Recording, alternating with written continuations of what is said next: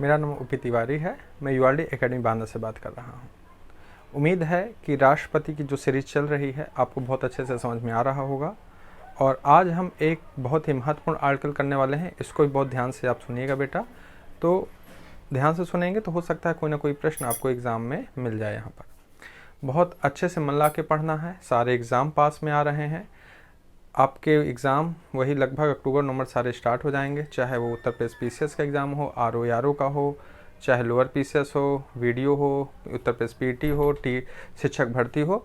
तो बहुत अच्छे से आपको पढ़ाई करना है। कुछ समय बाद हम आपको करंट अफेयर की भी क्लासें स्टार्ट कर देंगे। पर डे बेस पर मैं आपको 10-12 करंट अफेयर के टॉपिक्स लेकर आया करूँगा और यहीं कहीं हम लोग करंट अफेयर डिस्कस कर लिया करेंगे। तो आज हम लोग एक महत्वपूर्ण आर्टिकल पढ़ रहे हैं और आर्टिकल है 72। आर्टिकल 72 में राष्ट्रपति को क्षमा दान देने की शक्ति प्रदान की गई है। याद कर लीजिए, कभी आ जाए प्रश्न राष्ट्रपति को क्षमा दान देने की शक्ति किस आर्टिकल में दी गई है, तो आप कहेंगे आर्टिकल 72 में दी गई है। क्षमा दान किनको किनको कर सकते हैं, तो 3 बिंदु हैं, वो तैयार कर लीजिए। राष्ट्रपति किसी व्यक्ति को अगर मृत्युदंड की सज़ा मिली है तो उसकी मृत्युदंड की सज़ा को पूर्ण रूपेण माफ़ कर सकते हैं।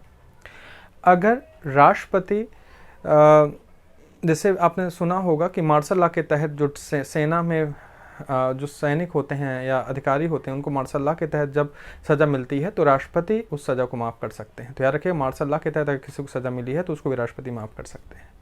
तीसरा है संघ सूची और राज सूची से संबंधित शासन व्यवस्था को लेकर के अगर कोई गलत कार्य किसी ने किया है तो उसके अपराध को भी राष्ट्रपति माफ़ कर सकते हैं। तो राष्ट्रपति 3 लोगों के अपराध माफ़ कर सकते हैं। किसी भी भारत के नागरिक को अगर मृत्युदंड की सज़ा मिली है तो उसको पूर्ण रूपेण माफ़ कर सकते हैं। दूसरा, मार्शल लॉ के तहत अगर किसी को सज़ा मिली है तो उसको माफ़ कर सकते हैं।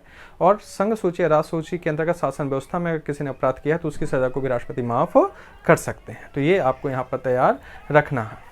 तो यहाँ पर चीज़ें जो निकल करके आती हैं तो अच्छे से आप तैयार कर लीजिए कि राष्ट्रपति पे कैसे चीज़ें आती हैं। राष्ट्रपति पर दया याचिका लगती है जा करके। तो राष्ट्रपति पर दया याचिका कैसे लगती है, तो राष्ट्रपति पर दया याचिका लगेगी, पहले प्रेसिडेंट ऑफिस जाती है, प्रेसिडेंट ऑफिस से MHA minister of home affairs जिसको हम गृह मंत्रालय कहते हैं, फिर वहाँ याचिका भेजी जाती है। मतलब यहाँ याचिका आ गई, फिर जांच पड़ताल की चीज़ें जा रही हैं। एमएचए से संबंधित स्टेट, जैसे कोई अपराधी है जिस राज्य का भी होगा, जैसे मान लीजिए किसी कोई अपराधी यूपी का है या किसी अन्य राज्य का है तो संबंधित राज्य के पास जाएगा वहाँ से डिटेल निकालने के लिए। फिर वहाँ से निकल करके कैबिनेट और कैबिनेट से पुनः एमएचए और फिर प्रेसिडेंट ऑफिस चली जाती है। उसके बाद राष्ट्रपति डिसीजन लेते हैं कि उन्हें क्या करना है। ये उनकी स्वविवेक की ताकत है तो उनके स्वविवेक पर निर्भर करता है। तो एक बार याद कर लो, दया याचिका प्रेसिडेंट ऑफिस पर लगाई जाती है, फिर वहाँ से एमएचए गृह मंत्रालय से संबंधित जो अपराधी जिस राज्य से संबंध कर रखता है वहाँ, फिर कैबिनेट से एमएचए और एमएचए से प्रेसिडेंट ऑफिस। उसके बाद राष्ट्रपति अपनी स्वविवेक की शक्ति का प्रयोग करके वो निर्णय लेते हैं। यहाँ पर अगर हम बात करें जाकर तो यहाँ पर आप तैयार कर लीजिए कि क्षमादान देने की शक्ति तो है अनुच्छेद 72 के तहत जा करके। तो 72 के तहत क्षमादान देने की शक्ति है, लेकिन यहाँ पर 5 प्रकार से राष्ट्रपति किसी की सज़ा को माफ़ कर सकते हैं। तो प्रकार याद कर लीजिए, फिर बोर्ड पे जाते हैं जा करके। पहला है पूर्ण रूपेण माफ़ करना, यानी किसी को मृत्युदंड की सज़ा मिली है तो उसको पूर्ण रूपेण राष्ट्रपति माफ़ कर सकते हैं। ये पहला तरीका इस्तेमाल कर सकते हैं। दूसरा, प्रविलंबन का मतलब होता है अस्थायी रोक लगाना। तीसरा होता है लघुकरण का मतलब होता है कि सज़ा की प्रकृति को बदल देना।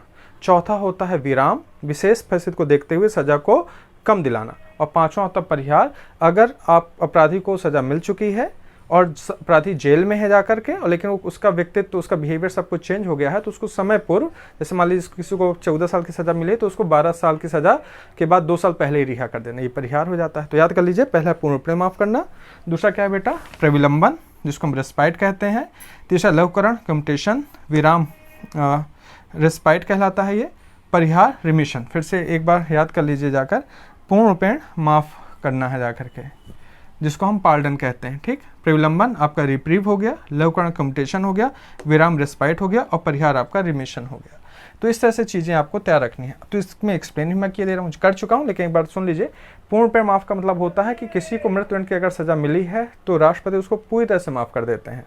पूरी तरह से माफ़ करने का मतलब है कि यहाँ पर राष्ट्रपति, जैसे मान लीजिए कि अगर हम पूर्ण रूपेण से माफ़ नहीं करेंगे, उसके ऊपर अगर अपराध लगे हुए हैं तो अगर वो समाज में जाएगा और कुछ कार्य नहीं कर पा रहा है कानूनी उसमें, क्योंकि अपराध लगे हुए हैं, तो फिर उसका समाज में जाने का मतलब क्या है, वो फिर से अपराध में करने लगेगा।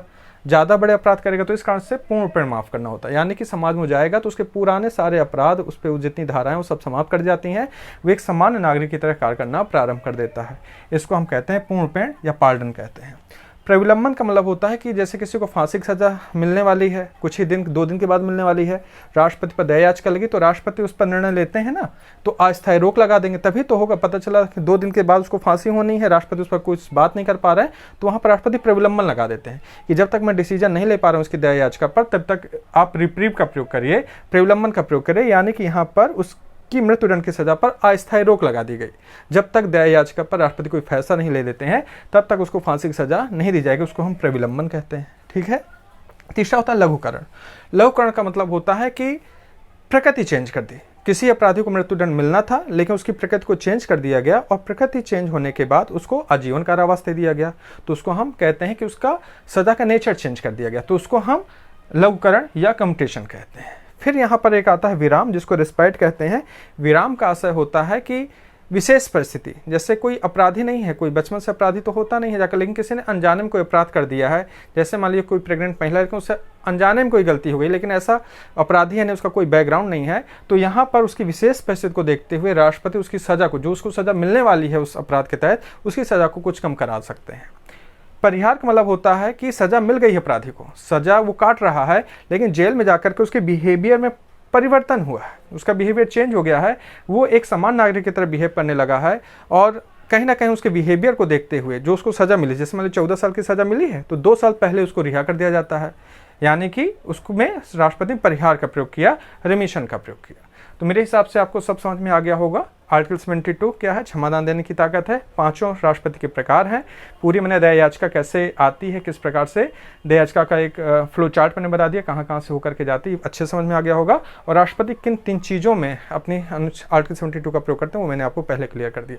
उम्मीद है बहुत अच्छे समझ में आ गया होगा, और मन ला के पढ़िए, और आगे हम एक अच्छे राष्ट्रपति के किसी अच्छे टॉपिक के साथ आएंगे जाकर, आपको मन ला के पढ़ना है और सिलेक्ट होना है। ठीक है बेटा, ठीक है, okay, bye bye, thank you.